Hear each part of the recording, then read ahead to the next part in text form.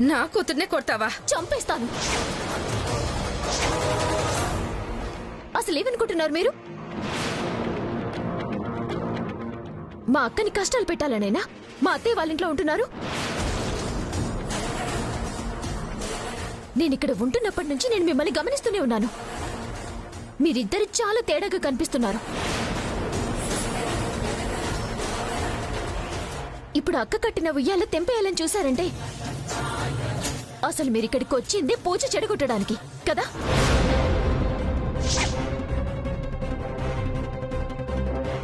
నాకిప్పుడు క్లియర్గా అర్థమైంది. అక్క నడిచే దారిలో ముళ్ళు వేసింది కూడా మీరే. ప్రసాదం తయారయ్యేటప్పుడు కుండ పగిలే ముందు అన్నం నల్లగా మారింది. అందులో కూడా మీరే ఏదో కలుపుంటారు.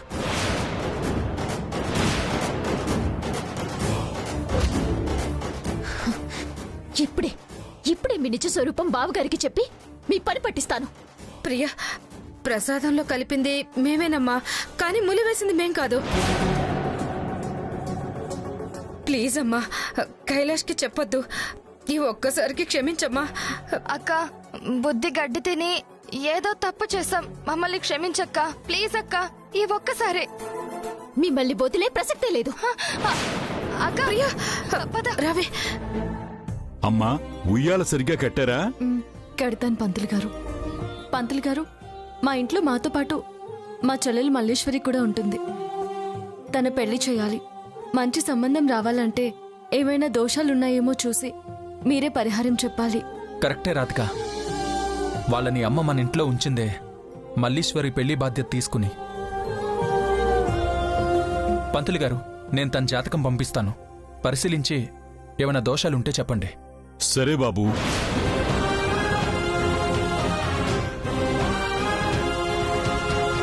అక్క జహాపన తన పెళ్లి చేయాలని చూస్తున్న ఈ టైంలో ఇది చెప్పడం కరెక్ట్ కాదు. ఈసారికి మారకపోతే అప్పుడు చెప్తా. వస్తాం పంతులు గారు. మంచిదమ్మా.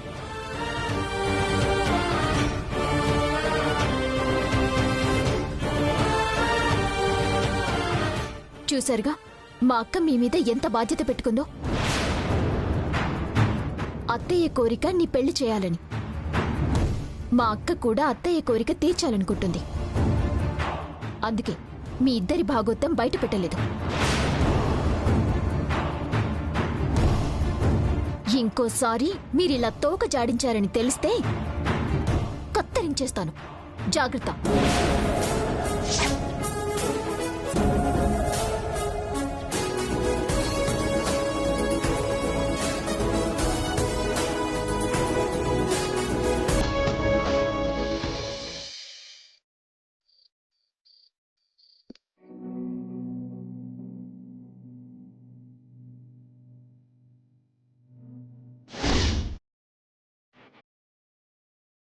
ఇలా ఫోటోలో కన్నా కూడా డైరెక్ట్గా నా మనవడినో మనవరాలను ముద్దు పెట్టుకునే అవకాశం మీరెప్పుడిస్తారమ్మా?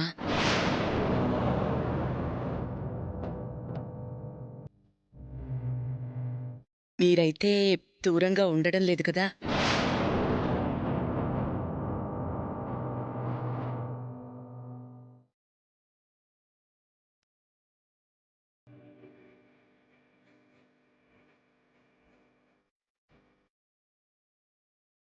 మా మీద పెట్టుకున్న మీ నమ్మకానికి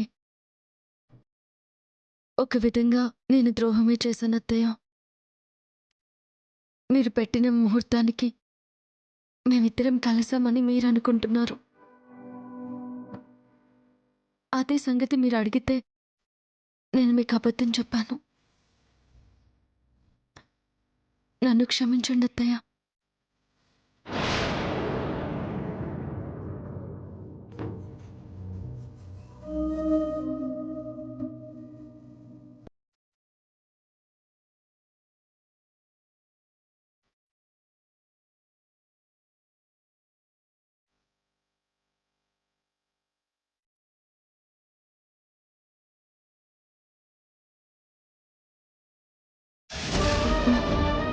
అయ్యో, ఏంటండి మీరు నా కాళ్ళు పట్టుకోవడం ఏంటి?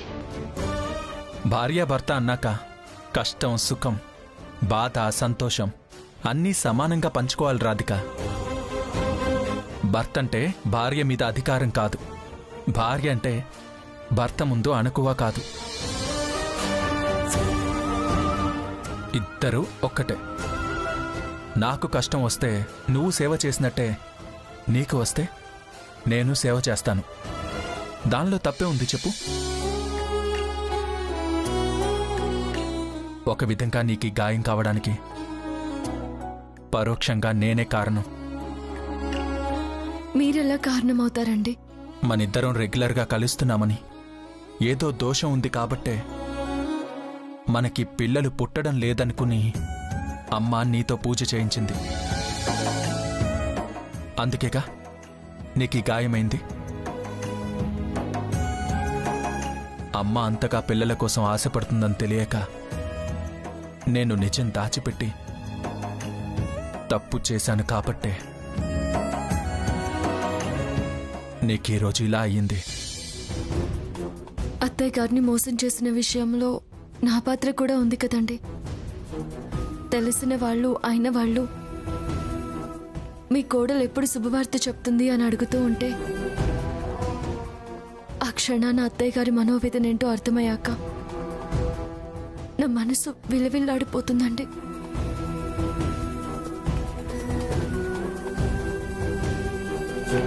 ఎంతసేపు మన నిర్ణయానికి మనం కట్టుబడే ఉన్నాం తప్ప అత్తయ్య గారి మనోవేదన ఏంటో మనం తెలుసుకోలేకపోయాం. నన్ను ఒక కూతుర్లా ఇప్పటికీ మిమ్మల్ని ఒక చంటి పిల్లాళ్ళ ప్రేమగా చూసుకునే అత్తయ్య గారికి మనం ఇచ్చే కానుక అత్తయ్య గారు కోరుకున్నట్టు పిల్లలేనండి.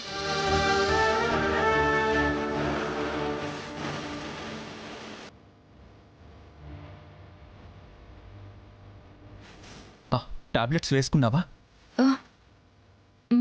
వేసుకున్నానండి. సరే, రెస్ట్ తీసుకో.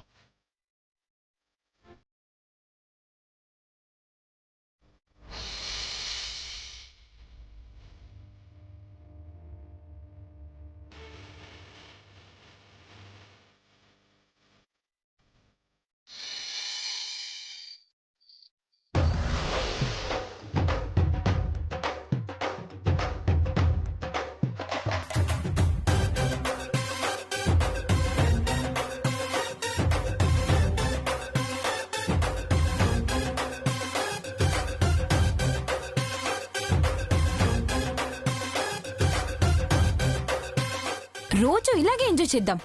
నాకైతే చాలా బాగుంది. అయితే ఇక ఆగేదే లేదు నేహా, కుమ్మిద్దాం. ఎంజాయ్ చేస్తారా? చెప్తా మీ సంగతి.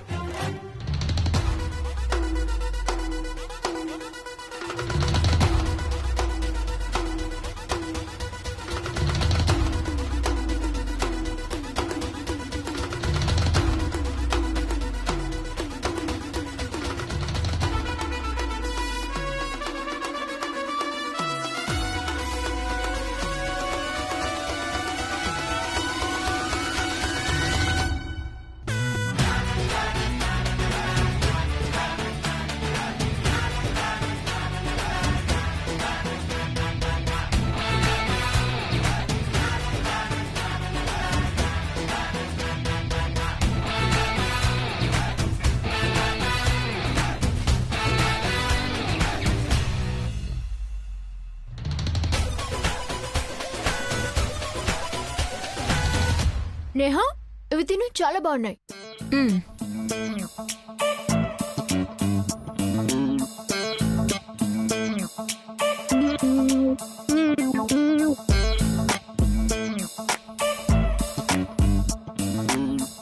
వదినా, ఇదేంటి టేస్ట్ మారింది? ఇంకో వెరైటీయా? అదేం లేదు నేహా, చాలా తినేసాం కదా, కొన్నిసార్లు అలాగే ఉంటుంది. తిను తిను.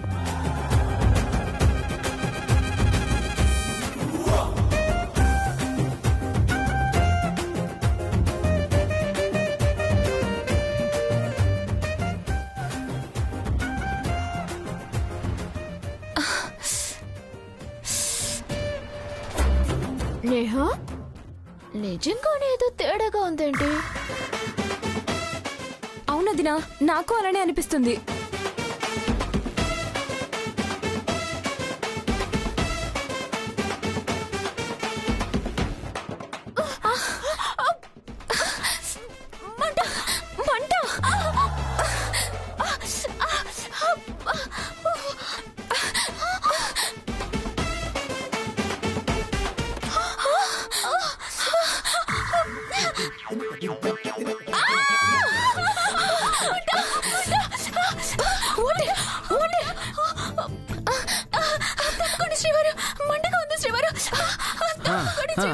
మండుతుందా?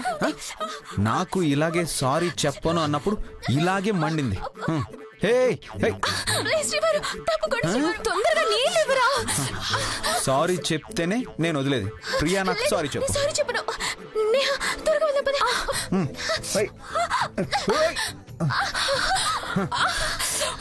సారీ చెప్తే వదిలేస్తాను. వదినా, ఆ సారీ ఏదో చెప్పు వదినా, మంట భరించలేకపోతున్నాను. సారీ శ్రీవారు. అబ్బా, అంత సింపుల్ గా కాదు. 5 గుంజులు తీసి సారీ చెప్పు. వదినా, గుంజలు తీసి చెప్పు వదినా, చచ్చిపోయేలా ఉన్నాను.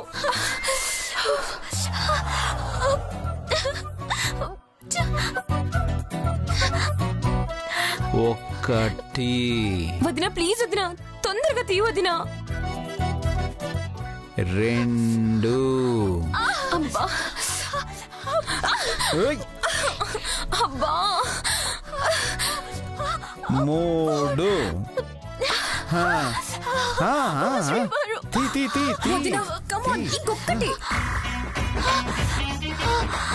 5. సారీ శ్రీవారు. అలా దారికి అయ్యో, తీసుకొని తాగండి. మంట.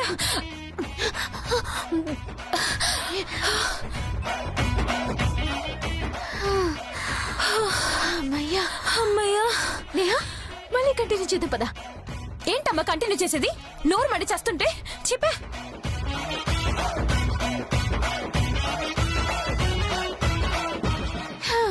మనం కంటిన్యూ చేద్దాం.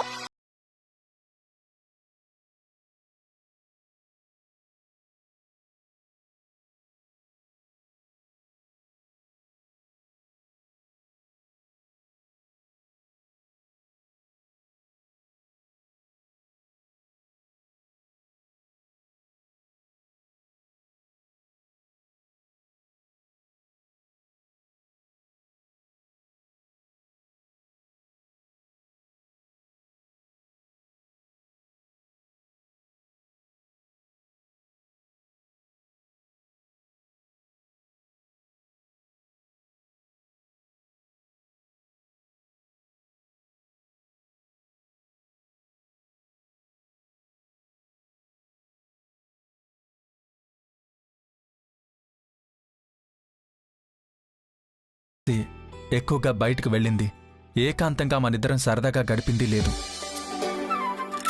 అందుకే మన హనీమూన్కి ఏర్పాట్లు చేశాను. ఇదిగో ఫ్లైట్ టికెట్స్ బుక్ చేశాను. మరి సంగతి అత్తయ్య గారికి చెప్పారా? అమ్మకి చెప్పాకే నేను ఈ నిర్ణయం తీసుకున్నాను. ఇన్ఫాక్ట్ పంతులు గారిని అడిగి అమ్మే మంచి ముహూర్తం కూడా పెట్టించింది. సమయానికి అత్తయ్య గారు ముంబైలో ఉన్నారు, కానీ ఎదురుగా ఉండుంటే ఇంకా సంబరపడిపోయేవారు. సరే రాధిక, మనం బయలుదేరదాం. నువ్వు అన్నీ రెడీ చేయి.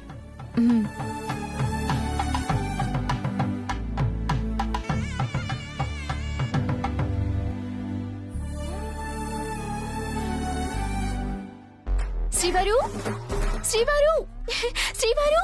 ఏంటదినా అంత హుషారుగా ఉన్నావు? నేహా, నేను ఒక 4 రోజులు ఉల్లాసంగా ఉత్సాహంగా ఉండబోతున్నాను. అదేంటది నా కొత్తగా చెప్తున్నావు? నువ్వు ఎప్పుడూ ఉల్లాసంగా ఉత్సాహంగానే ఉంటావు కదా, కొత్తగా ఉండడం ఏంటి? నువ్వు నీ కుళ్ళు జోకులు. ఇదిగో ఫ్లైట్ టికెట్స్, హనీమూన్కి వెళ్తున్నాం. ఎప్పుడొదినా? నన్ను వచ్చేయమంటావా? నీ బొందే. హనీమూన్ అంటే భార్యాభర్తలు మాత్రమే వెళ్తారు. శ్రీవారు శ్రీవారు శ్రీవారు మనం ఈరోజు హనీమూన్ కి వెళ్తున్నాం తెలుసా? హనీమూన్ లేదేం లేదు. నీతో కలిసి తిరగడానికి నాకేం పని బాట్లేదు అనుకున్నావా? అవును శ్రీవారు, అసలు మీకు పనేంటి? కాలేజ్ అయిపోయింది, హాస్పిటల్ కి వెళ్ళటం లేదు, రోజు బయటికి వెళ్ళి ఎక్కడ తిరుగుతారు చెప్పండి? నీకెందుకు? నాకు అదంతా తెలీదు. మీరు హనీమూన్ కి వస్తున్నారా రావట్లేదా? రావట్లేదు. వెళ్ళొచ్చు కదన్నయ్య. మా బావగారు మన హనీమూన్ కోసం టికెట్స్ పంపారు. ఫైనల్ గా అడుగుతున్నాను శ్రీవారు, వస్తున్నారా రావట్లేదా? రాను అని ఒకసారి చెప్తే అర్థం కావట్లేదా? మీరిప్పుడు ఇంతే.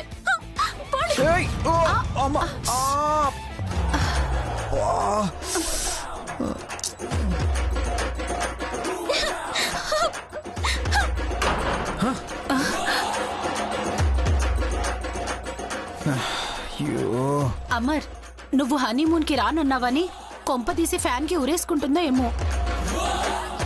అన్నయ్య కత్తి పెట్టి పొడి చేసుకుంటుందేమో, కిటికీలోంచి దూకేస్తుందేమో, బ్లేడ్ పెట్టి వ్రిస్ట్ కోసేసుకుంటుందేమో. ఆపండి, దానికి లేని ఐడియాలన్నీ మీరే ఇచ్చేలా ఉన్నారు. తను అలాంటి పనులు ఏం చేయదులే. మనల్ని ఏం చేయకుంటే చాలా గ్రేట్. ఒరే అన్నయ్య, నాకెందుకో భయంగా ఉందిరా, వెళ్ళి చూడరా. ఆఫ్టర్ ఆల్ హనీమూన్ కోసం ఒక ప్రాణం పోవడం కరెక్ట్ కాదన్నయ్య.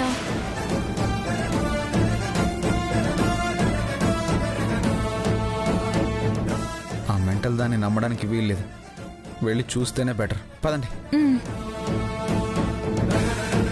ప్రియా ప్రియా ప్రియా వదినా, ప్రియా తలుపుతీ. ప్రియా అమర్, ప్రియా ఏమైంది? ఏం లేదు నాన్న, ప్రియా లోపలికి వెళ్ళి తలుపేసుకుంది. తీ. అమ్మ ప్రియా, ప్రియా ప్రియా తలుతీమా, ప్రియా ప్రియా తలుతీమా. అమర్ తలుపు పాల్గొట్టు.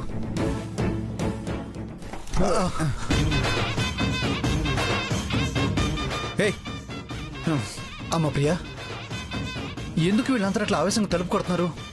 ఆయన తలుపు ఎందుకు వేసుకున్నా? హనీమూన్ కి వెళ్ళటానికి బట్టలు సర్దుకుంటున్నాను. హే, నేను రానని చెప్పాను కదా. అందుకే నేను ఒక్కదానే వెళ్తున్నాను. హనీమూన్ కి ఒక్కరే వెళ్ళడం ఏంటి ప్రియా? భర్త లేకుండా ఒంటరిగా వెళ్ళి ఏం చేస్తావు? నేను ఒక్కదాన్నే కాదు తేయా, మా అక్క బావగారు కూడా హనీమూన్ కి వెళ్తున్నారు. వాళ్ళతో పాటు మాకు టికెట్స్ బుక్ చేశారు. శ్రీవారేమో రానుంటున్నారు కాబట్టి వాళ్ళతో నేను సరదాగా వెళ్తాను. ఏమన్నా? మీ అక్క కైలాష్ గారు కూడా వస్తున్నారా? అవును, నలుగురు కలిసి వెళ్ళొస్తే బాగుంటుందని మా బావగారు అందరికీ కలిపి టికెట్స్ బుక్ చేశారు. మీరు రానున్నారు కాబట్టి మేము ముగ్గురమే వెళ్తాం. మరి ఆ మాట ముందే చెప్పొచ్చు కదా ప్రియా. ఇదంతా కైలాష్ గారి ప్లాన్ అని తెలియక రాను అని చెప్పాను. నేను రాకపోతే కైలాష్ గారు ఫీల్ అవుతారు కదా. మన నలుగురం కలిసే వెళ్దాం. ప్రియా, నా బట్టలు కూడా సర్దు. మీరు వస్తారా? నిజంగా వస్తారా? నిజంగా వస్తానని చెప్తున్నానుగా. నలుగురం కలిసే ఎంజాయ్ చేసి వద్దాం. అయితే ఓకే, నేను మీ బట్టలు కూడా సర్దుతాను. పద వెళ్దాం.